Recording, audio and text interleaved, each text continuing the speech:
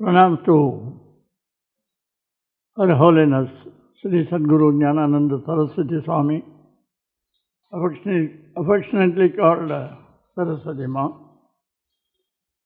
My pranams to Swami Srihariprasd ji, who is tirelessly, in spite of his personal troubles,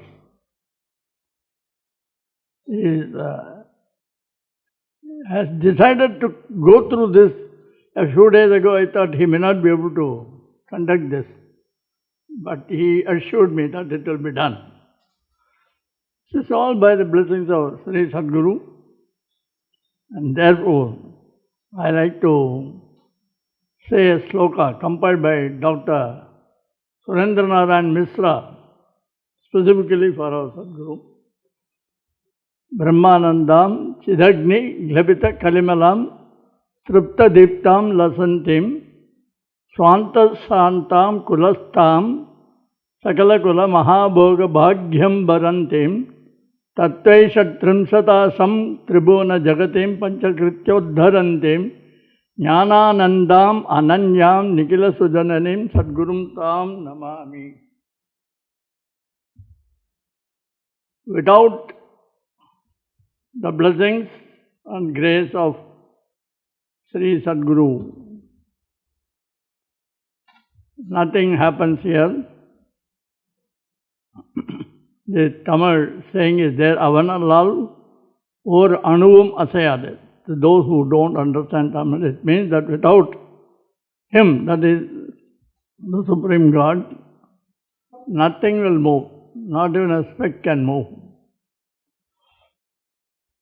So, with her grace, with her blessings, these 2 days have come to really take place, and I must thank Swamiji for his persistence, tirelessness, and all the efforts he had put in to make this conference a reality and happen.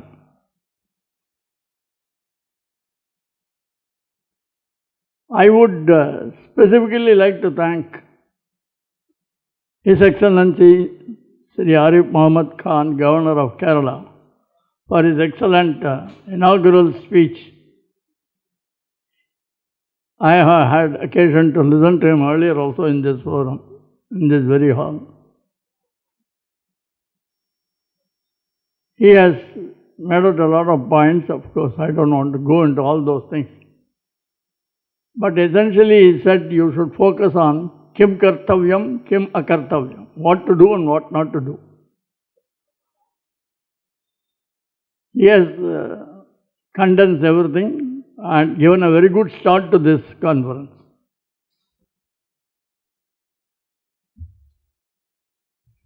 This conference was attended by many dignitaries, particularly from the Consulate of United States and Thailand, and we are very grateful to them. On behalf of Sri Vishnu Mohan Foundation and Sri Jnana Advaita Betam, I convey our gratitude to them for not only attending but participating and also speaking in this forum. I don't want to miss out a thanksgiving to Sundar Sastrikal and party for rendering the invocation slokas. I think they chanted the Aikyamata Suktam, I think, which was very apt. And also Srimati Vaishnavi Ramadas, who sent a recording of the invocation song. She could not come due to some unforeseen circumstances. Very grateful to Dr. Bhatt. He has been a pillar behind SVMF. He has been a part of all these activities conducted by the foundation here, in spite of his age and physical condition, but his enthusiasm has not reduced a bit. So we thank you, sir, very much. I especially single you out for thanking.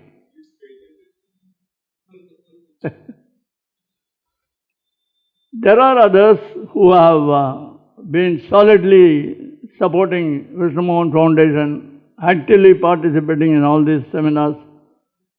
Some of them are regular devotees also of this freedom.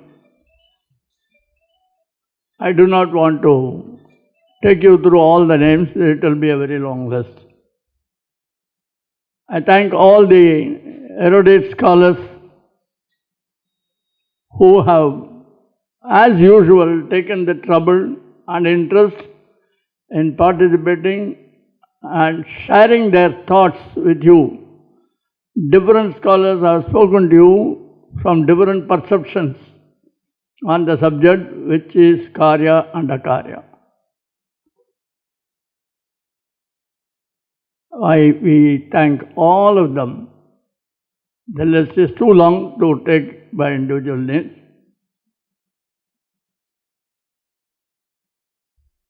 If you attend a wedding and you come out very satisfied, how many times you think that there has been a task force behind conducting the wedding? This 2-day conference, I think, as a big wedding conducted by SVMF, and it has had its own task force.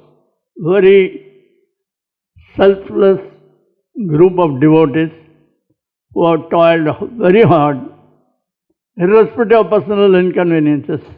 I thank all of them.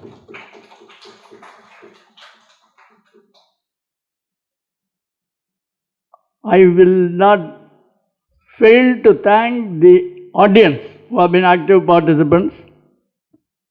They have raised some questions, interactions with the speakers, and more than that, they have been very patient. I know it's very, very taxing to sit and go through 2 days of a conference, but I thank the audience on behalf of SVMF for their patience and their continuous interest in the proceedings.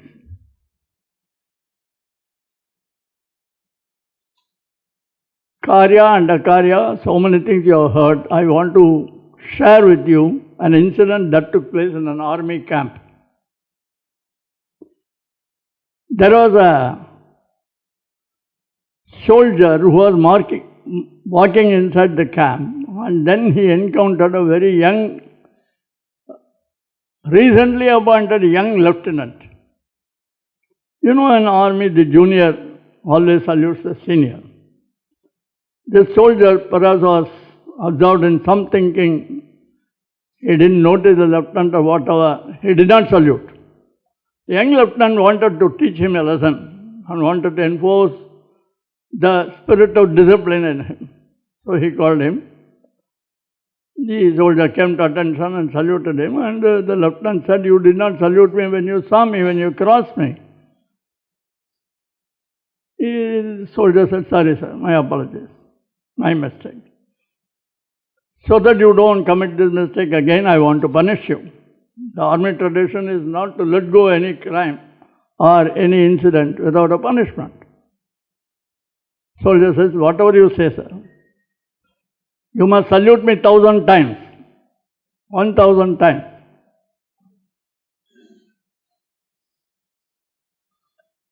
General Karyappa, who was then a lieutenant colonel in charge of that unit, he happened to be near the scene. He had seen all this. And he went to the lieutenant. He said, "Well done, lieutenant. You are a young officer. You are doing great thing for the army by trying to instill discipline and teach the soldier what to do. All the best to you." But then as he was turning back, he told him, "But remember one thing. Every time the soldier salutes you, the tradition requires you to salute him." I quoted this because so that you will leave this hall not with a very heavy feeling of, pardon my using the term, boredom. But there is a message in it, In fact, this is a quiz to all of you. It explains Karya and Akarya to a great extent. You'll have to think over it in your spare time. And lastly, the audio and video coverage has been exceptional, and we have to thank Mr. Shyam and his team for all the great efforts they have put in and very patiently done. Thank you all. Thank you very much, Swamiji. Thank you very much, one and all.